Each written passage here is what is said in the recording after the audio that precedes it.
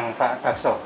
Kita ketemu lagi untuk mendapatkan gambaran-gambaran baru tentang KKGJ. KKGJ adalah koperasi yang sangat besar, koperasi guru SD yang mungkin terbesar di Indonesia ya Pak ya. Amin, amin, amin Pak. Nah, kalau koperasi pegawai memang banyak, tetapi koperasi guru SD KKGJ merupakan koperasi terbesar dengan berbagai prestasi nasional. Anggotanya pun sangat besar, 15.000 lebih barangkali. Ya, ya. Lalu juga mempunyai tradisi yang sudah cukup baik. Setiap jelang tahun buku baru sudah mempersiapkan RAK untuk program-program tahun berikutnya. Evaluasinya melalui prarat, lalu baru ke rat secara keseluruhan. Pak Dakso, kami ingin mendapatkan gambaran karena sekarang kebetulan sudah hampir akhir tahun. Kemarin juga sudah melakukan RAK. Mohon dijelaskan tentang program-program KKGJ untuk tahun buku 2021. Mohon penjelasannya Pak Dakso. Baik, terima kasih. Assalamualaikum warahmatullahi wabarakatuh. Salam. Selamat siang untuk Mas Marjono yang alhamdulillah ini sekian kalinya sudah sering hadir untuk berkunjung silaturahmi Ancang Sana di kantor pusat Koperasi Keluarga Guru Jakarta di Jalan Poliraya, Jakarta Timur. Terima kasih tentu saya menyampaikan atas inisiatif partisipasi dalam rangka untuk mempublish ya apa-apa yang menjadi agenda-agenda penting buat KKGJ melalui majalah UKM atau mungkin yang secara online akan disampaikan atau ditayang oleh UKM Aufi ya. Saya kira itu melalui channel itu barangkali kita bisa melakukan publishing dari berbagai agenda koperasi yang dihimpun oleh UKM Publishing termasuk juga KKGJ. Kalau ditanya soal program apa yang akan kita arahkan untuk tahun 2021, tentu muaranya dalam rangka untuk kesejahteraan anggota, tentu saya ingin sampaikan terlebih dahulu Pak Marjo bahwa dalam kultur secara konstitusional di internal lembaga KKGJ ini ada regulasi yang memang sudah menjadi aturan atau ketentuan dalam rangka menyelenggarakan kegiatan tahunan yang sifatnya rapat-rapat penting, apakah itu dalam bentuk rak maupun dalam bentuk rat ya. Nah, untuk aturan regulasi yang kita jalankan memang menggunakan sebuah perwakilan ya, sebuah forum perwakilan yang kita gunakan sebagai sarana untuk menyempurnakan konsep program, kemudian termasuk hearing juga dari teman-teman secara grassroots di lapangan. Itu kita fasilitasi melalui forum yang disebut dengan prarak. Ya, prarak itu menjadi bagian yang tidak terpisahkan, bagian yang sangat integral dari kegiatan RAK yang menjadi agenda tahunan untuk framing keuangan yang akan kita laksanakan di tahun 2021 atau tahun berikutnya ya. Jadi bagian yang tidak terpisahkan antara prarak dan RAK itu menjadi dua variabel yang sangat deterministik, artinya saling menentukan. Saya coba menjelaskan dari mulai berangkatnya prarak dulu ya. Prarak itu unsurnya memang kita libatkan semua unit sekolah. Semua unit sekolah, dari beberapa unit sekolah itu kita perwakilan satu orang untuk mengikuti kegiatan prarak. Itu harus kepala sekolah atau boleh? Oh tidak. Oh, tidak. Di lembaga kami itu menganut unitarian ya, jadi kita tidak mengklaster bahwa KKGJ itu adalah segmennya itu hanya kepala sekolah atau guru, jaga sekolah, atau mungkin tendik tidak, tapi menjadi junitarian siapapun secara bergiliran dia akan bergantian untuk menjadi peserta prara. Itu di tingkat grassroots, di tingkat lapangan ya. Unsur yang penting memang itu diantaranya adalah mewakili unit sekolah sebagai anggota. Kemudian juga didampingi sekaligus juga menjadi anggota adalah para komisariat. Ya, karena komisariat itu secara organisatoris menjadi panjangan tangan daripada pengurus ya. Itu juga ikut juga dalam kegiatan prara. Dan ditambah lagi unsur suprastruktur di tingkat lapangan, grassroots itu secara automatically, secara ex officio itu adalah para kepala dinas pendidikan di tingkat kecamatan yang disebut dengan Kasatla, kepala satuan pelaksana pendidikan. Itu semua menjadi pembina secara ex officio di tingkat kecamatan, di hierarkis yang paling bawah. Itu hadir semua di tingkat prara, juga dalam rangka mendengarkan arahan, masukan dari teman-teman peserta dan menyempurnakan. Memang tugas pengurus itu secara regulasi harus menyiapkan kewajiban pengurus, dan pengawas itu mempersiapkan rancangan-rancangan 100 program. Tapi nanti untuk penyempurnaan, untuk melengkapi ya dari forum, dari mulai kita berangkat mulai dari prarak ya. Nah, prarak itu setelah kita selenggarakan tentu ada beberapa program-program yang memang perlu didengarkan dan dianalisa oleh forum itu, sehingga terjadi dialog yang finalnya ada beberapa masukan, mungkin ada juga usulan dan saran kita tampung dan kita formulasikan lagi oleh panitia ya. Nah, jadi ini bagian yang sudah menjadi kontribusi yang cukup dominan untuk menuju kepada kegiatan RAK ya. Jadi tidak akan mungkin ada kegiatan RAK tanpa ada kegiatan prara. Ini sudah menjadi kultur regulasi yang kita miliki kan di KKGJ. Mungkin Pak, kalau gitu gini, apakah itu juga dalam rangka kaderisasi untuk ke jenjang kepengurusan model seperti ini, Pak? Semua Pak Marjono, semua apa yang kita lakukan secara organisatoris, apalagi rapat-rapat, kemudian prarak dan rak itu juga secara implisit maupun eksplisit itu sebuah forum untuk melakukan kaderisasi. Dengan kaderisasi mindset kan paling tidak mengerti, itu sudah mengkader secara mindset kan, iya seperti ini loh kultur di lembaga, itu juga kaderisasi. Tidak mungkin tidak, itu sudah keniscayaan lah kalau kita bertemu dengan anggota dan para pengurus dalam rangka kaderisasi. Paling tidak dalam pengertian secara mindset dulu kita biar satu frame, kita homogen, itu juga termasuk kaderisasi. Saya teruskan, jadi setelah kita menyelenggarakan kegiatan prarak, kita terima, kita himpun beberapa masukan, usul saran, kita godok lagi di tingkat namanya ada forum evaluasi nanti ya, untuk merapikan daripada usul dan saran aspirasi yang berkembang di tingkat anggota, di tingkat paling bawah. Nah itu setelah kita godok, kemudian kita akan berangkatkan ke tingkat RAK. Ya, jadi itu mekanisme perjalanan sampai diputuskannya legitimasi rantus menjadi keputusan RAPBK itu diawali dari situ. Tidak akan mungkin ketika pelaksanaan RAK kok tidak ada prarak, tidak mungkin terjadi itu di lembaga. Ya, itu selesai, di etapa pertama selesai dan akan menuju ke etapa yang klimaknya itu RAK. RAK itu unsurnya sedikit meningkat dari apa yang dilakukan di prarak. Kalau prarak itu adalah masing-masing unit sekolah, pembinanya juga hanya terbatas di lingkungan ex officio kepala satuan pelaksana.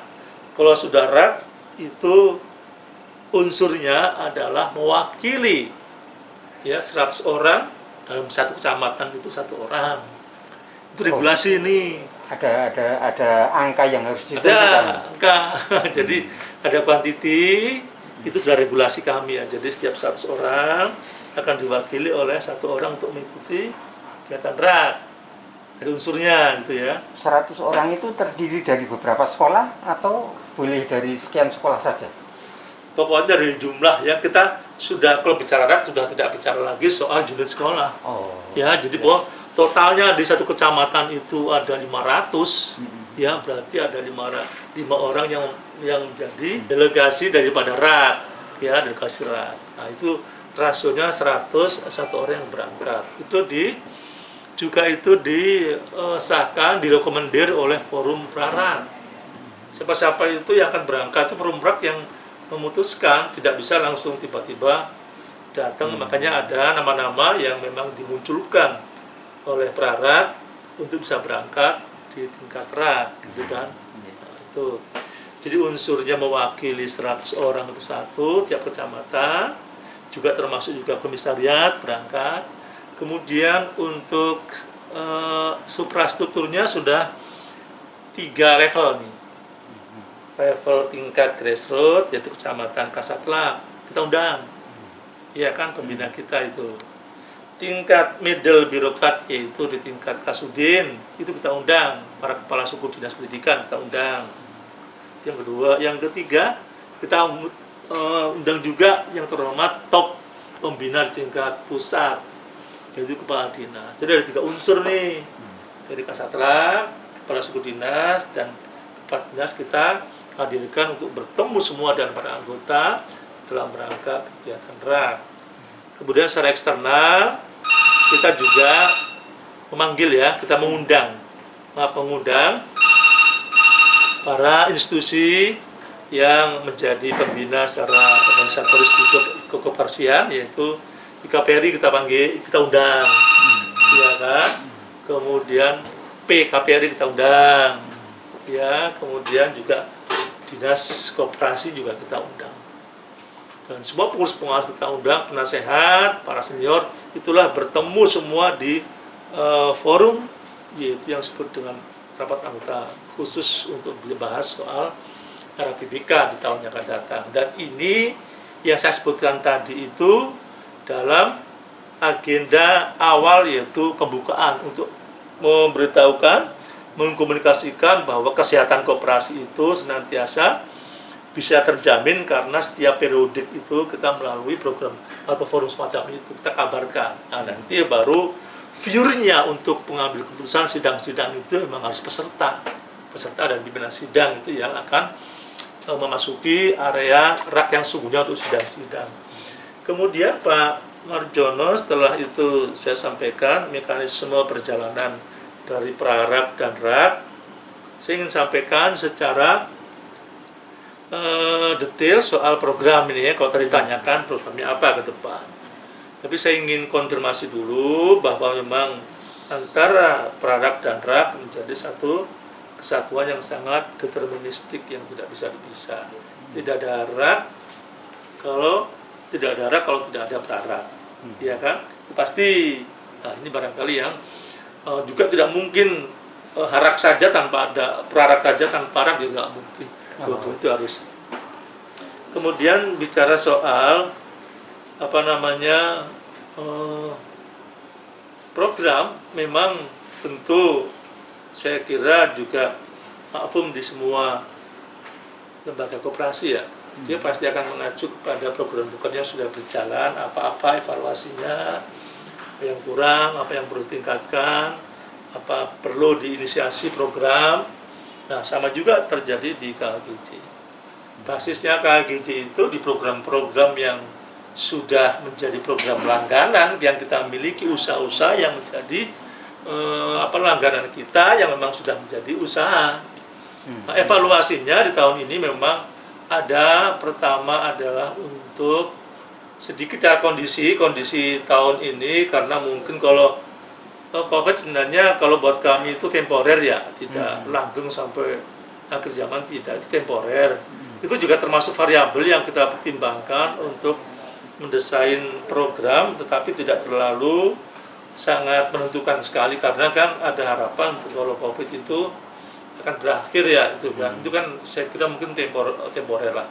Tetapi meskipun demikian, itu menjadi satu masukan untuk mengancang-ancang ketika sesuatu terjadi, tidak hanya COVID aja, itu terjadi dengan ekses yang kita alami karena COVID itu, tentu program yang sudah menjadi usaha kita bertahun-tahun itu mungkin akan kita sedikit untuk arahkan ke program yang memang sementaranya cukup konstan, cukup labil. Ada beberapa program yang memang agak sedikit kurang labil ya, dengan kondisi perkembangan waktu yang ada, teknologi yang ada, kemudian adanya pengaruh soal-soal pandemi ini. Di antaranya adalah soal USP, ya kan, asupan pinjam. Itu variabelnya cukup banyak. Sehingga adanya kesejahteraan yang cukup bagus sekali kan, kesejahteraan di DKI Jakarta. Anggota kami itu kesejahteraannya sudah luar biasa. Kalau dulu itu pinjam itu bisa sampai kita tunggu sampai semoyo lah, orang bilang, Mama Jona bilang tak semayani dulu lah karena bulan ini nggak cukup, mungkin bulan berikutnya, ya kan. Kalau sekarang karena dulu seperti itu kan, bahkan udah nanti bulan depan aja kita kondisinya banyak banget yang pinjam. Sekarang itu malah dananya nggak terparkir, dana idle. Karena apa? Indikasinya mereka sudah sejahtera kan. Coba bayangkan, ada gaji, aturan fungsional, tunjangan profesional, TKD, dan seterusnya, luar biasa. Ini termasuk variabel yang menyebabkan ada sedikit grafik tidak setajam naik kayak dulu. Yang kedua diantaranya adalah soal masalah usia pensiun, ya kan, itu juga mempengaruhi. Termasuk yang kemarin soal COVID. Nah, dari kondisi inilah program yang sudah bertahun-tahun kita laksanakan, harus kita mencari peluang usaha baru untuk ekspansi, biar pengurus ini memiliki tanggung jawab organisasi, karena pengurus itu didorong, diwajibkan secara perintah aturan untuk berupaya melakukan usaha baru dalam rangka kesejahteraan anggota.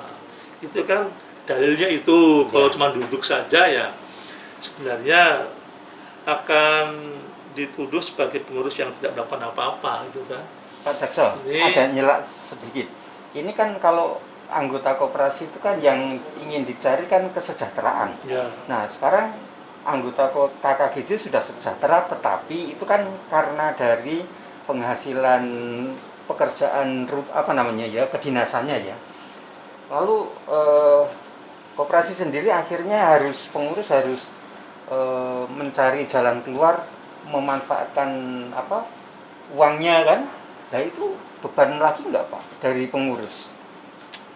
Jadi gini Pak Marjono, ini kita harus pisahkan ya. Antara kesejahteraan yang saya maksud tadi, kesejahteraan di luar lembaga ini kan. Oh iya. Beda. Iya, jadi itu dari manapun silakan, tapi kewajiban pengurus dan lembaga ini mensejahterakan yang mengalir dari dana lembaga gitu kan. Iya, itu iya, jadi pisah. Iya. Bahwa dia itu usaha silakan, tapi tanggung jawab bukan berarti mereka udah sejahtera terus dia diam-diam aja, tidak. Ini hilang, nanti makna kooperasinya hilang. Iya. Jadi kembali ke soal niat kami itu untuk mengarahkan sedikit, karena terjadi sedikit ada grafik yang agak sedikit turun di USP. Kita mengarah program-program atau usaha-usaha yang memang kita analisir itu menjadi upaya usaha yang cukup stabil gitu loh. Ya, itu upayanya lembaga koperasi. Lembaga koperasi. Ya. Untuk menopang usaha-usaha yang ada di tahun ini, kita tutup dengan usaha baru yang bisa menopang margin atau profit secara kesejahteraan pada anggota. Kalau tidak, sini agak sedikit redup, ya kita nggak berupaya lainnya, tetap redup kan. Ini upaya kepengurusan. Nah, diantaranya yang kita lihat untuk saat ini dan yang cukup survival, konstan, kemudian stabil, itu adalah kegiatan di sektor migas, yaitu minyak, bensin, dan gas-gas itu agen. Itu ternyata faktanya itu tidak terpengaruh dengan kondisi COVID. Karena semakin mereka itu dirumahkan, mereka semakin butuh untuk makan, minum, ngopi, konsumsi di rumah kan. Jadi konsumsi gasnya pun lebih banyak. Ya itu kan nggak terpengaruh.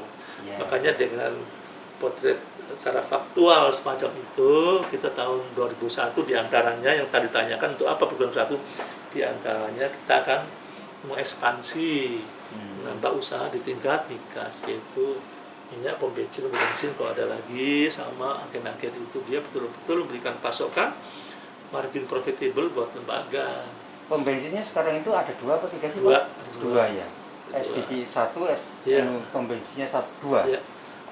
Saya akan coba melanjutkan soal program ya KGJ Koperasi Keluarga Jakarta di tahun 2021. Dan sudah kita konsep, sudah dari rantus, sudah menjadi keputusan yang disahkan pada tanggal 26 bulan November, Pak. Jadi 1 bulan sebelum pelaksanaan tahun buku 2021, kami sudah punya ini. Jadi ketika melakukan create keuangan di tahun 2021, melaksanakan kegiatan-kegiatan program yang menyangkut soal pendanaan keuangan itu sudah absah untuk dilakukan oleh pengurus ya. Ini menjadi komando, menjadi framing, menjadi kontrol dan pengawal kegiatan-kegiatan lembaga yang berkaitan dengan keuangan. Itu sudah disahkan pada tanggal 26. Nah, saya kembali ke program. Program memang ada beberapa setelah dianalisa. Program tidak mungkin sebuah lembaga itu program sampai abadi itu kan. Dan konstan tidak mungkin, pasti ada pasang surutnya. Ya, kemudian ada plus minusnya. Kalau untuk satu program kadang-kadang sukses di tahun sebelumnya sekian tahun, perubahan-perubahan zaman, perubahan kondisi, pengaruh soal adanya variabel termasuk kesehatan itu juga menyebabkan program lembaga itu kadang-kadang pasang surut, termasuk di koperasi ya.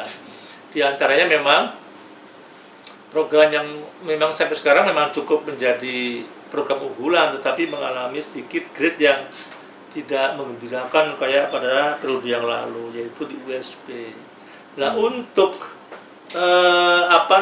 menanggulangi kondisi yang akan melemah di tahun 2001, baru prediksi, kita sudah memiliki inisiasi program ini, program inisiasi tahun 2021.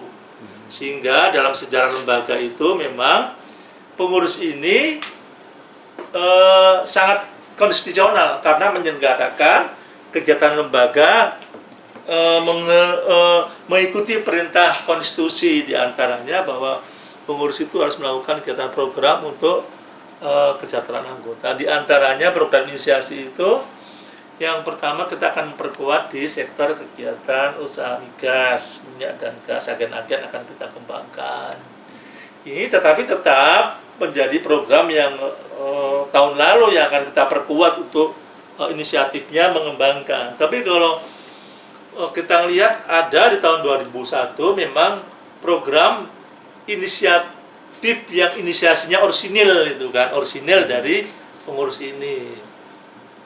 Yang saya maksud orisinil pengurus ini adalah program kita akan membangun kegiatan usaha yang disebut dengan KKGJ Mart dan Food Court. Ini orisinil, ini kan inisiatif orisinil, bukan inisiatif pengembangan dari program yang sebelumnya. Ini juga dalam rangka untuk menjawab hasil evaluasi di tahun yang berjalan. Kira-kira kalau ini ada lemah, kita mencari peluang baru lagi untuk mengejar agar margin profitable di USAU itu tetap konstan atau mungkin bahkan bisa naik, tidak nurun. Nah, diantaranya KGJ Mart maupun Food Court yang berdampingan. Konsepnya antara KGJ Mart dan Food Court berdampingan itu. Sekarang KGJ Martnya sudah ada berapa, Pak?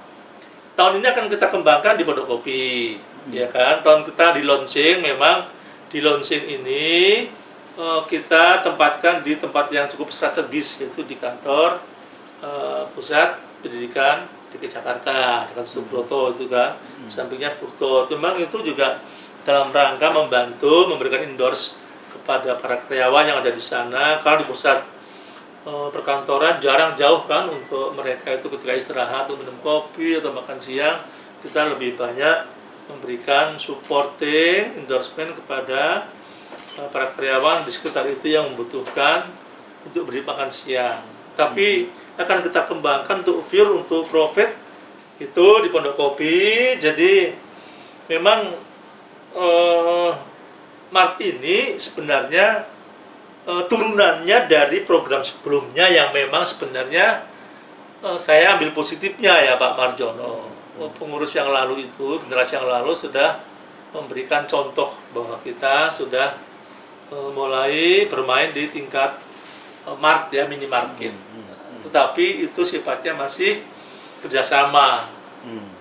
Setelah kita evaluasi kerjasama itu plus minusnya memang lebih banyak minusnya, diantaranya secara spirit anggota itu tidak memiliki fanatisme, kebanggaan lembaga bahwa kita punya mart sendiri gitu kan. Ini karena penting buat sebuah koperasi itu membakar spirit anggota itu penting biar wah ada kebanggaan. Kalau bangga kan rasa miliki ada transaksi ujungnya SHU.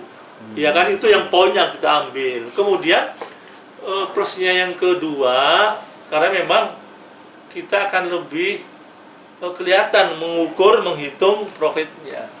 Kalau di kerjasama kadang-kadang kita sudah bagi dua atau mungkin ada persentasenya. Apalagi kalau seandainya yang terjadi tahun lalu itu kalau ada bapak yang direnovasi secara fisikly, mereka langsung renovasi aja tanpa promil langsung bagi biayanya dengan kita. Waduh, ini untungnya sudah sedikit seperti itu kan, akhirnya kita bikin bangun sendiri. Dan setelah ada di di pusat pemerintahan yaitu di Dinas Pendidikan, kita akan kembangkan di Pondok Kopi. Tahun 2021 akan kita kembangkan di situ. Pak, di Pondok Kopi itu kan ruang parkirnya juga sangat luas. Ya, betul. Sangat luas. Sudah paham. Nah, itu parkir itu miliknya KKGJ semua atau pertokohan yang punya itu, Pak? Jadi di sana itu milik kita semua, Pak. Oh, satu Milik kita semua, itu, ya? Ya kan? Baik dari halaman depan, kemudian belakang sampai atas itu milik kita semua. Bahkan ada beberapa anggota masyarakat, elemen masyarakat yang memanfaatkan itu kan. Apalagi sekarang dengan dibangunnya jalan layang itu kan lebih strategis kan. Di situ betul lah, itu akan kita bangun lagi untuk kegiatan mart, KGJ Mart. Ya, akan kita bangga.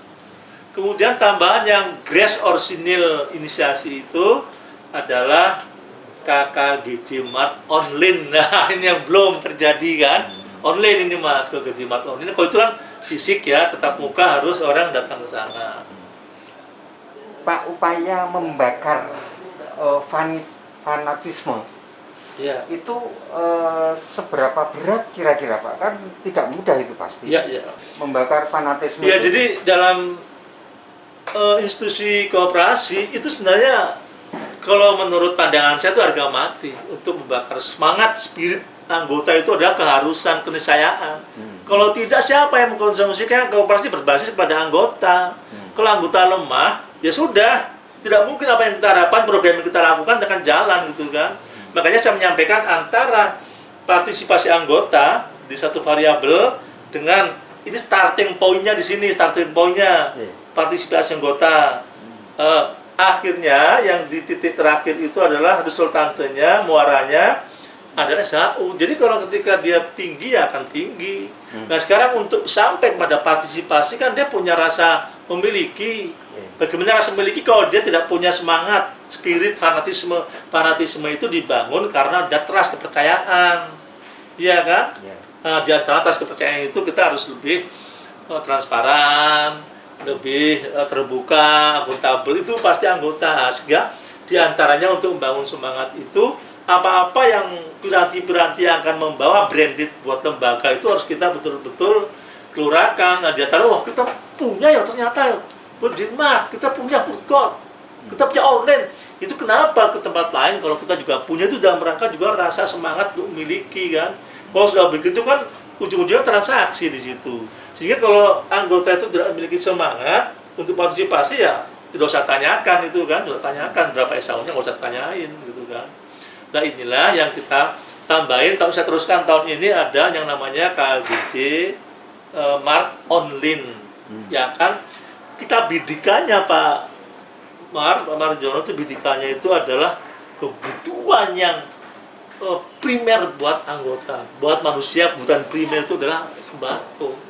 Jadi nggak mungkin ketika nanti anggota saya nggak beli, itu kan kita bisa mengukur sejauh mana tingkat loyalitasnya. Pertanyaannya kan akan menjadi begini, ketika ada mart online tadi itu kan kebutuhan yang harus diantar. Ya. Seberapa menyiapkan SDM untuk ngantar itu seberapa Ya. siapnya Pak? Ya, ya tentu Pak Marjono, ini kan koperasi tidak mungkin ya semua upaya usaha kita lakukan sendiri, nggak mungkin kan. Kita kan sebagai regulator aja manage ya kan. Nah untuk KGJ Mart Online itu kita bekerja dengan pihak kedua. Mereka melayani, mempersiapkan. Kita marketing ini. Kita marketingnya, segmen pasarnya sudah ada di kita. Mereka yang menyiapkan logistik sampai delivery. Bedanya dengan tempat lain, mereka kita antar sampai tempat, Pak. Sekarang misalkan Pak Marjono jadi anggota saya bisa memberikan justifikasi nih. Saya bisa memberikan ponten raport tuh Pak Marjono itu nggak loyal nih. Nilai buruk ini. Nah sekarang Pak Marjono butuh beras, pasti butuh minyak, pasti butuh bahan bakar gas, ada kecap, ada sabun. Lah kok ada koperasi di keluarga sendiri, Bapak tidak ada rasa memiliki, tidak mengkonsumsi, ya berarti ini bisa saya katakan tidak loyal gitu kan. Apalagi yang akan ditolak kalau seandainya harga sama. Katakanlah minyak bimoli katakanlah 15.000. Di koperasi 15.000 sama harganya. Kalau ada semangat untuk loyal, seharusnya jangankan sama, lebih sedikit pun karena keluarga sendiri kita beli. Tapi nggak mungkin kita lakukan itulah. Sama aja harganya sama, misalkan 15.000, sudah 15.000, ada bonusnya lagi. Bonusnya sampai delivery sampai ke rumah, Pak. Sampai ke rumah. Akhir tahun masih dapat. Masih dapat. Oh, itu saya ceritakan lagi, keuntungan koperasi lebih banyak lagi nanti dari situ saja. Kalau Pak Marjono sebagai anggota koperasi saya, Bapak tidak beli di kami. Bapak beli sendiri, sudah keluar ongkos bensin, ya kan? Waktu kebuang, ya kan? Parkir lagi, cuma udah tidak keluar. Harganya 15.000, tambah itu berapa? Kalau kita Bapak sudah diem aja pakai HP saja, diem di rumah, tidak ongkos, tidak ada parkir, tidak minum teh botol, sampai di rumah, coba bayangkan. Kalau ada anggota yang tidak mengkonsumsi, berarti memang loyalitasnya kurang. Sehingga mudah saja kita memberikan argumentasi.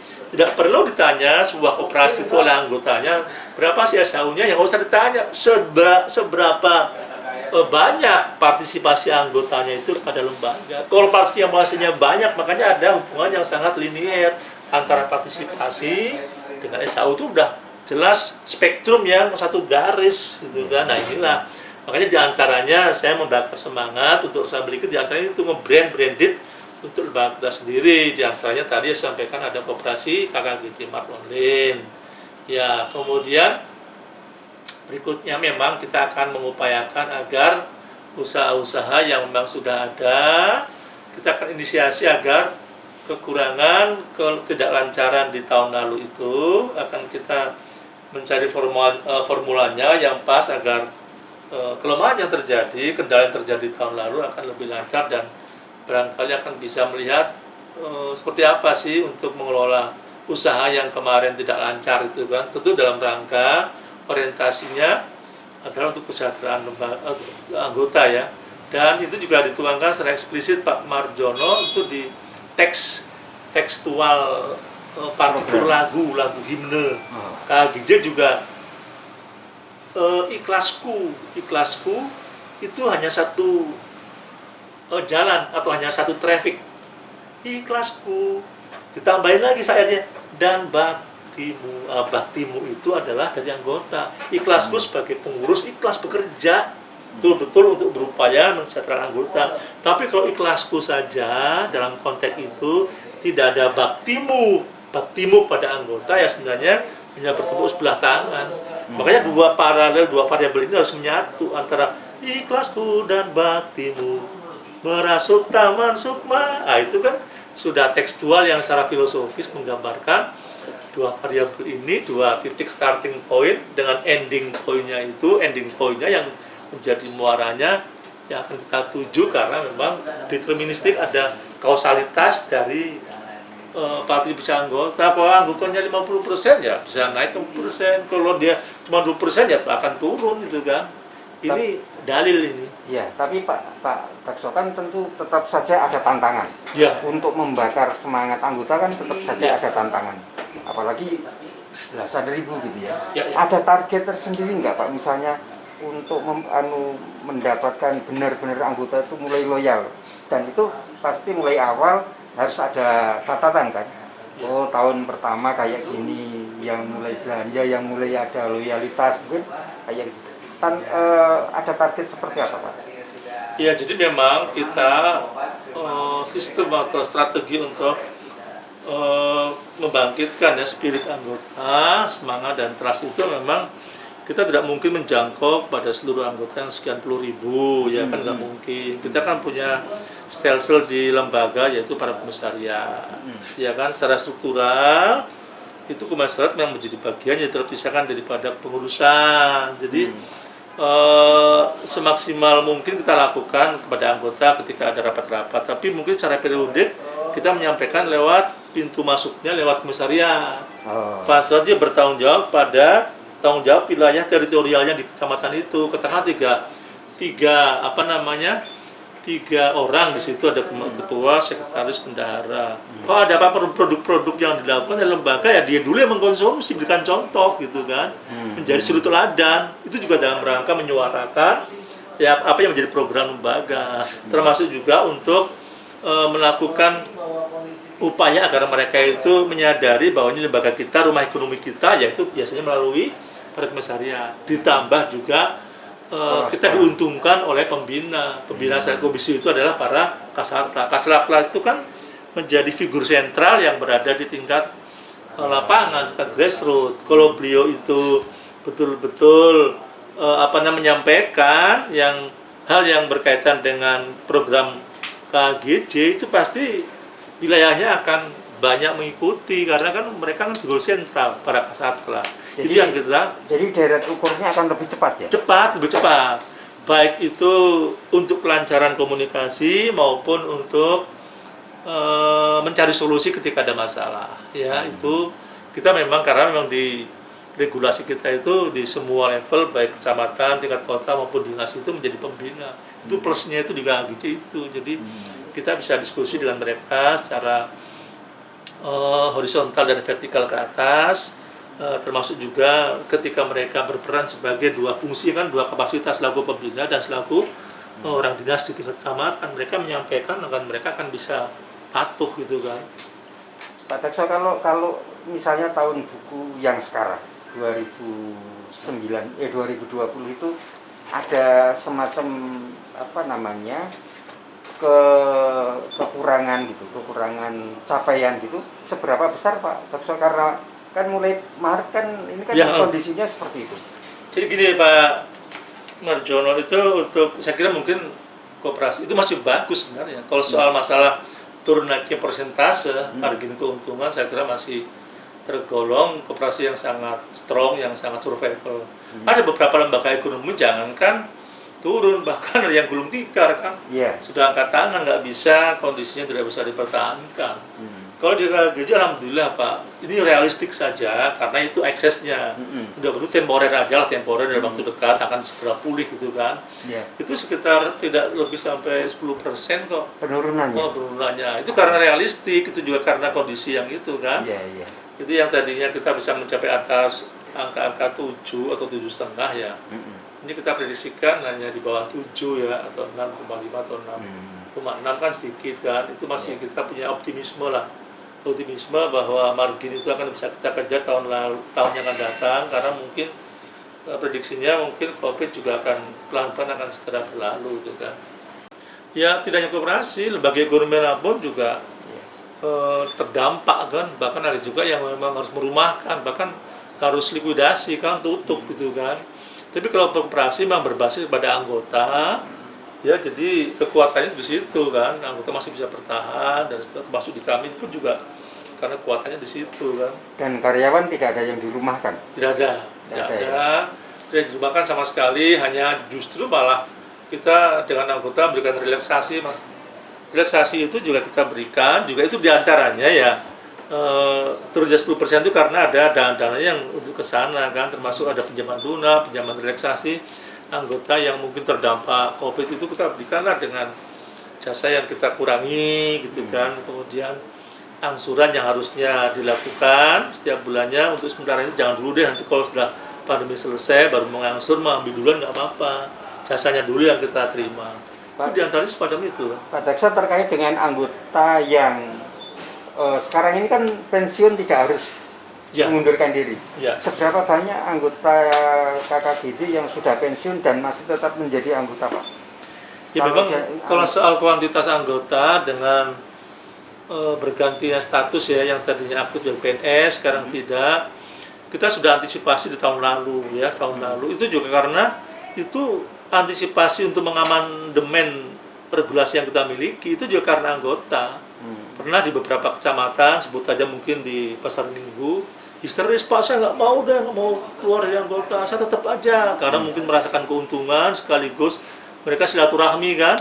Itu saya dengarkan sendiri ketika pada saat perarakan, nggak mau, Pak, histeris kan, ada ibu-ibu dan sebagian di kecamatan lain, saya mau keluar kok, dan seterusnya, tetap aja karena banyak keuntungan secara ekonomi, ada suaka ekonomi, di situ ada proteksi ekonomi yang bisa saya jelaskan nanti, sehingga mereka menyebabkan ada gelombang untuk bertahan. Akhirnya dari aspirasi itulah kita diskusikan, kita rapat pleno untuk mengamandemen yang tadinya sih otomatis ketika sudah pensiun otomatis berhenti, sekarang boleh tetap menjadi anggota sepanjang secara aktif, secara resmi menyampaikan pengunduran diri, kita biarkan menjadi anggota. Itu diantaranya itu kan.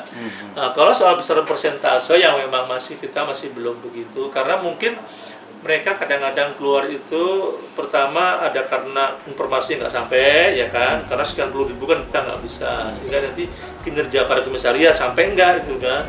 Yang kedua karena memang ada beberapa anggota yang mau balik ke kota asalnya, pulang kampung, jadi tidak mungkin. Tapi kalau yang tetap Jakarta, rata-rata saya perhatikan juga tetap masih bergabung. Nah, kalau sekarang kan ada yang pensiun memang tidak mau keluar gitu. Ada yang sudah pensiun masuk lagi nggak, Pak? Belum ada, tetapi memang saya kira dengan usia yang sudah senior ya, sudah katakan tua lah gitu kan, mungkin jarang, bahkan mungkin belum ada. Tetapi kalau yang bertahan itu banyak, ya kan, bertahan banyak karena mungkin jarang terjadi keluar masuk jalan, tapi jarang.